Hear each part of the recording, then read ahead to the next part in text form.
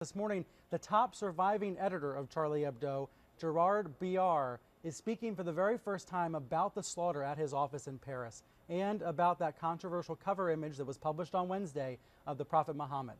We have a guest standing by with us in Paris to talk about what that editor said. Caroline Forest knows him and the staff members who died 10 days ago. She used to work for the magazine, and she's been one of the staunchest public defenders of it. She joins me now from Paris. Caroline, first let me convey my condolences to you for the loss of your friends. I know you just returned from a memorial service for one of the magazine's cartoonists. Can you tell me about what happened there? No, it was not a funeral ceremony. It was a more, let's say, a friendship ceremony we had to that. We try to keep on. What have you and your friends been saying about how to move on from this? The magazine will continue to be published every week, is that right? Yes, that's the fight my colleagues are doing right now. We're speaking a lot, of course, about sometimes the world is perceiving Charlie Hebdo because it's very difficult to make people understanding what is the spirit of Charlie Hebdo, especially after the last cover. We've heard a lot of comments in UK, in America, was very strange to French people, speaking about provocation. You know that Charlie Hebdo is a really anti-racist and secularist newspaper, satirical one, making jokes about every religion. And after what happened after this slaughter, it was really impossible for my colleague and friends to not do a cover about what happened, and it could be only a cover about, of course, Mohammed, but a very forgiving one, a very sweet cover, as Charlie Hebdo is, to be sweet even after a slaughter. The image reads, "All is forgiven" in French, along with the words, "I am Charlie" in French. And yet, as you know, that image is highly offensive to some Muslims. And I want to get to that in a moment. But I want to ask you about what one of the founders of the magazine said this week. He now is 80 years old. He's no longer associated with the publication. But he said that he thought the magazine had went too far with its past depictions of the Prophet Muhammad. How did you feel when you saw him come out and say that? Many of the Charlie Hebdo members were very shocked by this comment because, of course, it's typically the coward comment that the terrorists are expecting. So thanks to them, he did it.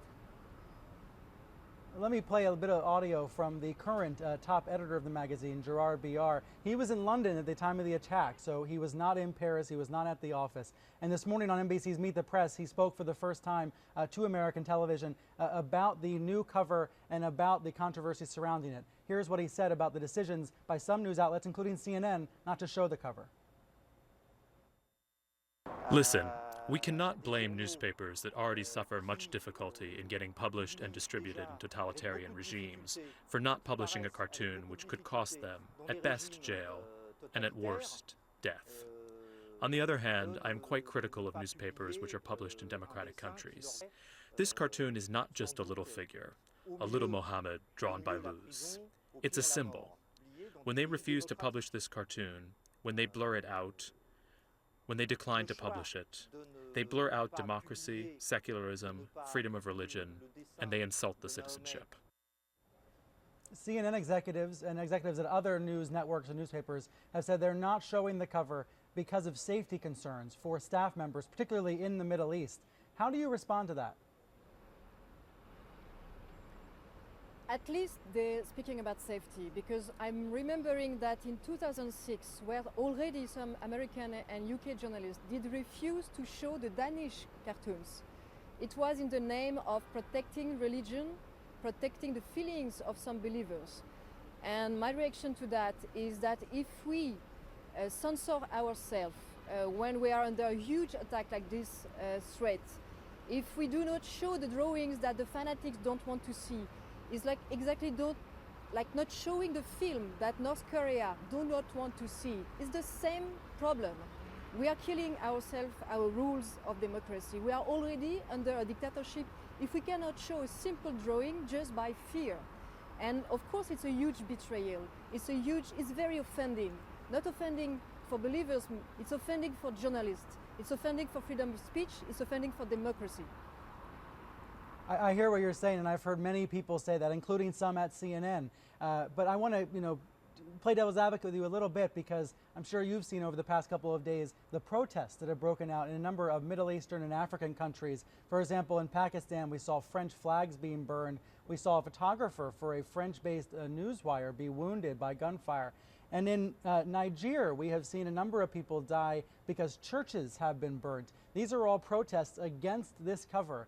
So I wonder if there's any point at which that has to be taken into consideration while at the same time trying to protect freedom of speech and freedom of expression.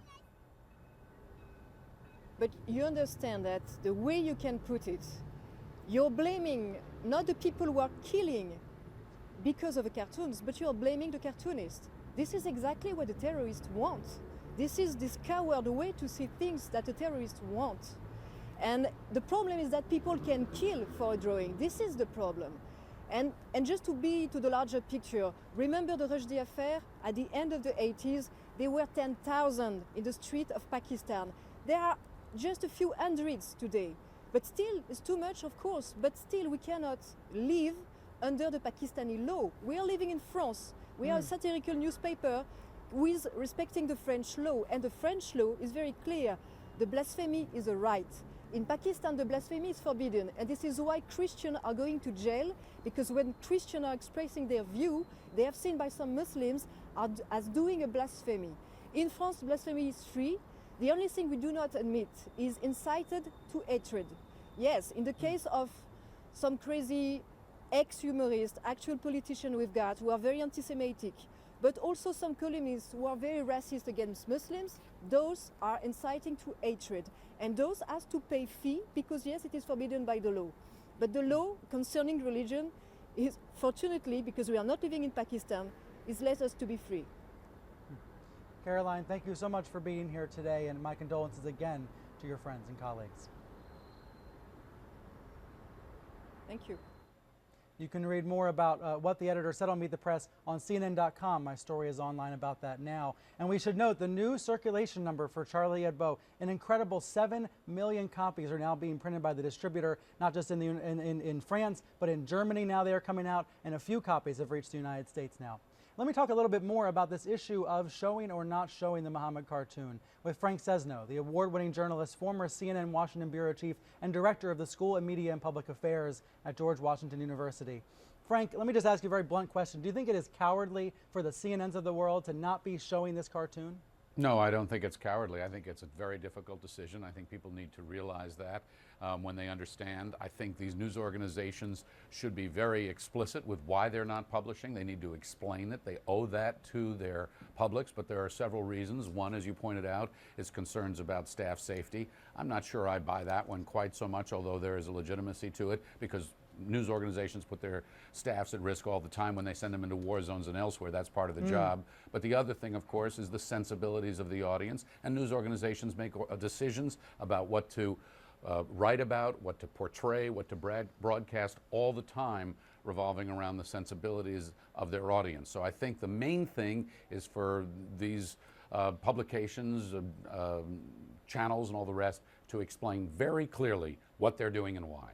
So transparency here, you're saying, is crucial. And along those lines, I was in Paris on Wednesday, but CNN was having a town hall meeting previously scheduled about the whole company on Wednesday. And according to news reports about it, the head of CNN, Jeff Zucker, said, among other things, that he had deliberations with lots of employees about this decision, including Muslim employees and including employees in hotspots around the world. And I found that interesting because, you got to think about how big an organization like CNN or the BBC or Al Jazeera or the New York Times are. When they're making these decisions, they're thinking about so many different people, aren't they? Well, they are, and they're quite right to do that, to talk to their employees. I mean, we've talked for a long time about diversity in the newsroom, and when you start having diversity living side by side with globalization, living side by side with these journalistic decisions, it gets really rough. Look, the journalist in me says, put it all out there, but that applies to everything. And then you take into consideration what your responsibility is, how you can you tell the story in other ways? It's interesting, Brian, the Washington Post, Marty Baron, executive editor there, Post went and published this, and they said, our policy has been to avoid publication of material that is pointedly, deliberately, or needlessly offensive to members of religious groups. That remains our policy, but this does not fall into that category. Your old employer, the New York Times, said, "We do not normally publish images or other material deliberately intended to offend religious sensibilities. Many Muslims consider publishing images of their prophet innately offensive, and we have refrained from doing so." The Guardian went ahead and published it, but at the top of the article it had a big bold headline or disclaimer, thing that right, said a warning. It said warning, this article contains images of the magazine cover which some may find offensive. So there are a lot of different formulations here. Frank, thank you for being here, and stay with me. We're going to come back to you a little later in the hour. And you know, I know some people disagree with me. I think the internet in some ways changes these calculations at least a little bit. You know, for example, as you're saying, the Guardian can include a warning, or in some cases, news outlets can refer people to their websites to see these images.